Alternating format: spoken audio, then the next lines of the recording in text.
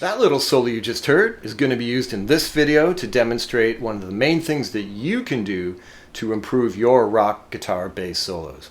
It's something not a lot of players think about when they're playing, but if they did, they'd be a lot better off for it. And that is playing through the changes. Let's check it out. Playing through the changes. What exactly does that mean?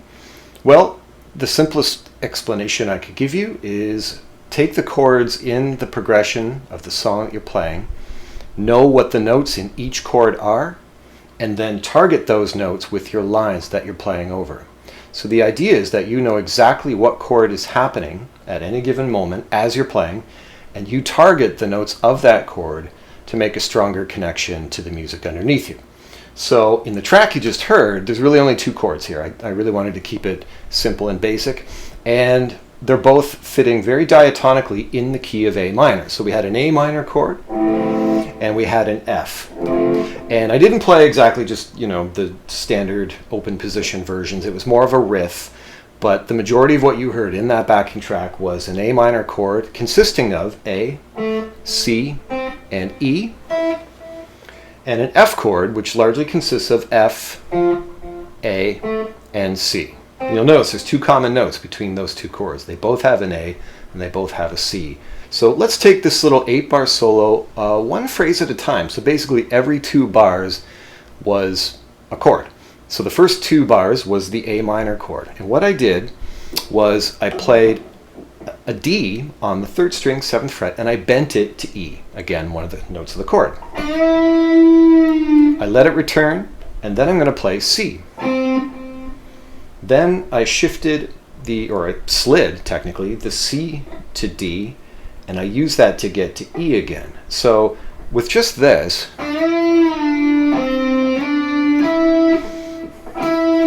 you heard E twice and you heard C. And again, that's 2/3 of the A minor chord already. And all I did was just bend a note,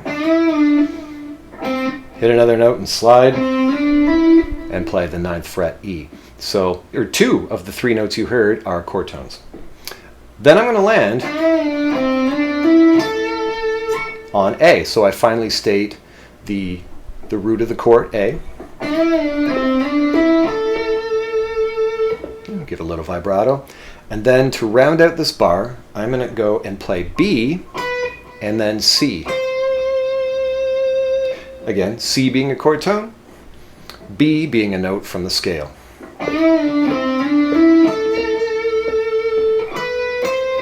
Okay, and immediately after that, the F chord comes in. And what I do to recognize or acknowledge F is I bent the B that we just played prior to the C, and I bend it to C. C is a chord tone of F. Then I let it come down. I grab A, which is a chord tone of F, and then just rolling my index finger over from A on the 2nd string, 10th fret, to the 3rd string, 10th fret, I grab the F there. So just that little maneuver, I've already stated a full F major arpeggio. The funny thing is, it doesn't sound like I'm playing arpeggios. This lick sounds like a blues rock kind of lick.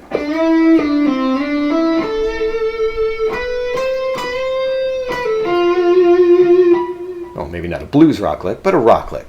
It doesn't sound like the majority of what I'm playing is arpeggios. It doesn't sound like an exercise. Interesting, but this is exactly how you're going to make a better connection to the music you're playing. There's one more bar to F before we move on, and here I decided to play more of a 16th note lick. This does outline F. It goes like this.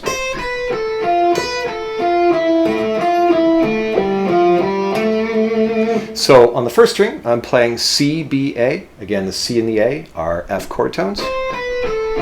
Then I land on F, 2nd string, 6th fret. Then I'm going to back up and I'm going to retrace my B down to A, back to the F. I'm going to use E. So you notice I'm interspersing scale notes in with this. They're not all going to be chord tones. The scale notes are used to get to the chord tones. That's the way I look at it anyway. Then I'm going to land on A, but I'm going to skip a string to do so. So I'm trying to get a slightly wider interval going on here. And then again, I'm going to backtrack. I'm going to go back to the F and the E I did on the second string, 6th fret for F and 5th fret for E.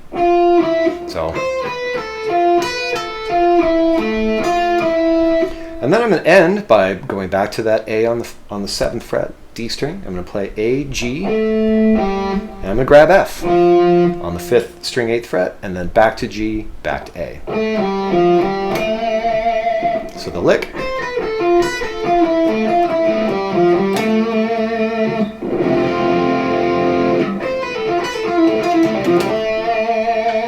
So the idea is you want to create interesting contours with this as well, which is why I go down a few notes and I'll come back and then I'll skip down. I want the contour of the line to be interesting, not just the notes.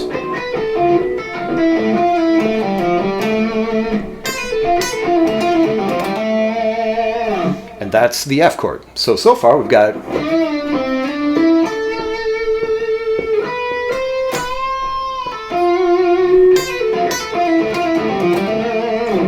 okay, and there's A minor for 2 bars, F for 2 bars. Next up, we're back to A minor, and in this case, I'm going to delay my entry. What I mean by that is when you start off a phrase or a solo, it's very tempting for a lot of players to just come in right on the 1. You know, 1, 2, 3, 4, boom, then they start playing. What if you waited a bit? 1, 2, 3, 4, 1.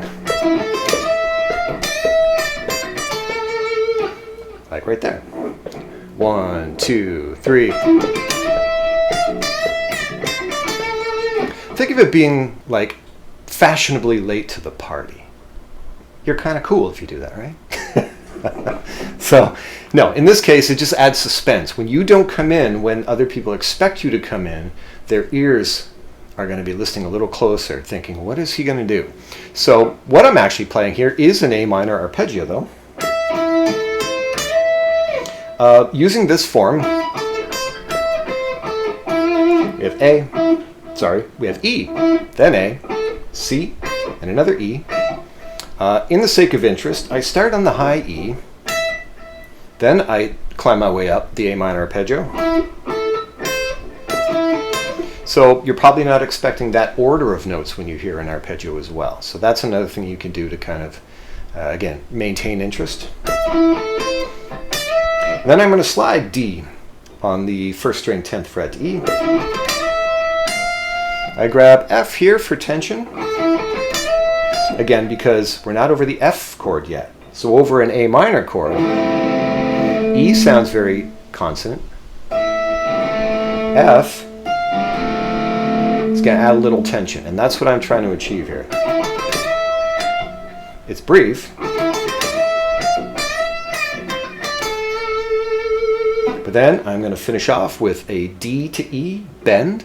So 10th fret, 1st string, whole step bend. C, chord tone. Back to D, and landing on A.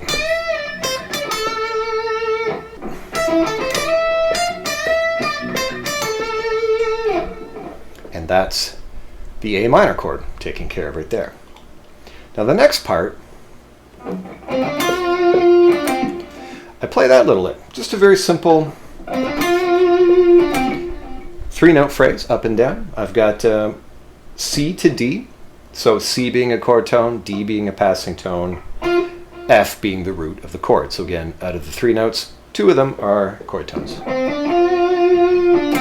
And I hold that F, and then I come back the previous 2 notes a little quicker to add a little funkiness to it. Like that. And then I'm going to end a phrase with a phrase that goes like this.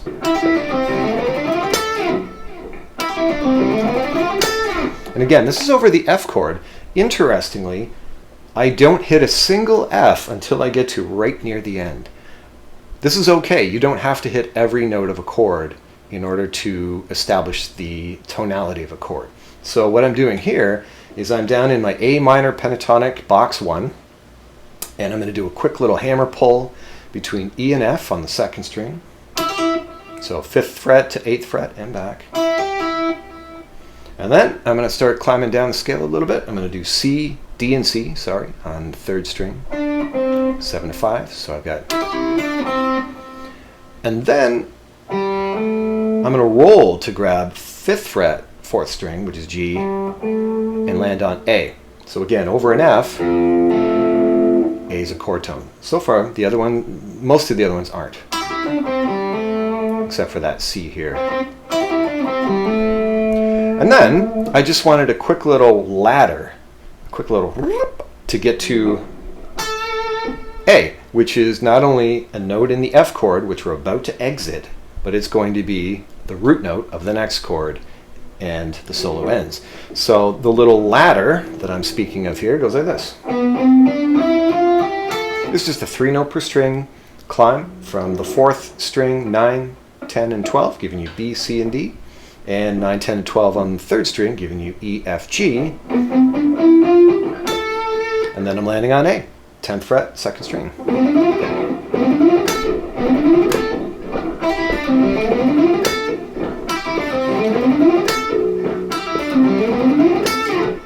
And there it is.